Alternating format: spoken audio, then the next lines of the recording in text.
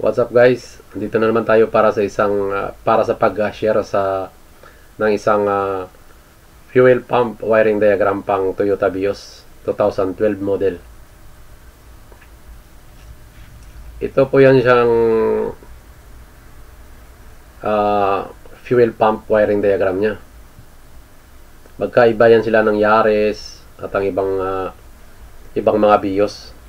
Kaya nilalagyan talaga natin ng year model. Ito kasi guys, ito ipapakita natin sa inyo, no? Ito ang ECM. Ito naman ang cut open relay. Ito naman ang EFI relay. Ito naman ang galing sa ignition, dadaan ng fuse 7.5 ampere. Ito naman, hot wire yan dito. Itong wire na to, from fuse, hot wire from battery. 20 ampere. Ngayon ito disengage yan. Okay. Saka pa ito gagana kapag nag-on ka ng susi. Pag nag-on ka ng susi, automatic ang current, magka-current yan ito. Tapos ito, dahil may abang na negative, galing ng ECM. Ang ECM magbibigay ng negative dito. Tapos magko-complete circuit siya, i-energize niya yung contact dito para mag-contact ang contact point dito. Automatic, pag on mo ng susi, so ito na tayo sa isang sa cut open relay muna tayo, no? Ito naman, magtataka kayo dahil ito galing din yan sa EFI relay. Pero ipaliwanag ko sa inyo. Dito muna tayo sa ECM. Pag on mo ng susi, ang ECM, automatic, magbibigay ng current yan dito.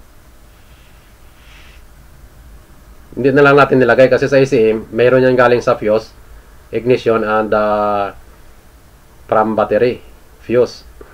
Mayroong hot wire, mayroong from ignition. Kaya pag on mo ng ignition, automatic, magkakaroon ng current dyan dito. Siya ang magbibigay ng current dito sa EFI relay para complete circuit siya. I-energize niya dahil may negative ito. Ito naman sa ground. Kasi ground siya. Kung saan dyan na nakakabit niya ground. Tapos saka pa tutulay dahil ito may hot wire to, ano? Galing sa battery. Saka pa tatawid dito ang current. Okay, magko-cross yung current dito. Diretso yan dito, magko-cross siya dito dahil nag-complete circuit na rin yan dito. Siya yung magpupunta dito sa fuel suction pump and gauge. Itong fuel pump niya, yung makikita nyo sa loob ng fuel tank. So ganyan lang yan. Ganyan lang siya, sistema niya. So ulitin ko sa paliwanag dahil para hindi kayo malito, ano. Ito kasi siyang ECM, mayroon yan galing sa ignition at galing sa battery. Sa fuse lahat yan. Di ba ang fuse natin, mayroong ilang fuse dyan na magkakaroon lang ng current kapag i-on mong ignition. Tapos meron naman dyan kahit naka-off siya, meron siyang current dahil galing yan sa battery. So ito siya, meron siyang galing sa ignition, meron siyang galing sa battery. Ngayon, pag on mo ng susi,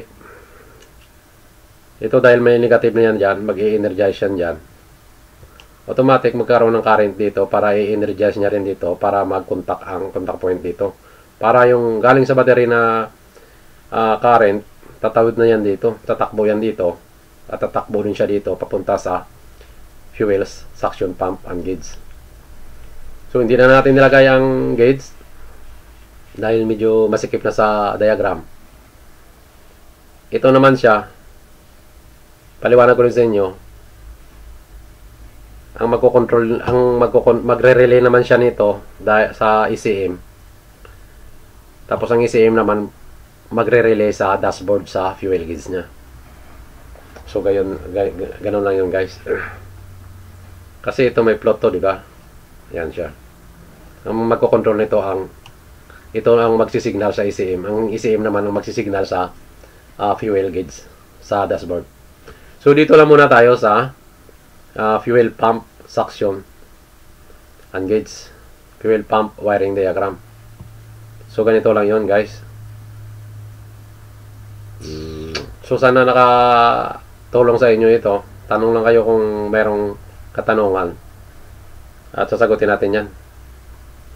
So maraming salamat guys sa pag-subscribe at sa pagpindot ng notification, sa pagpindot ng button dyan para sa mga notification para mag-notify sa inyo ang lahat ng mga i-upload natin na mga diagram tungkol sa mga sasakyan. So maraming salamat guys, hanggang sa sunod na video.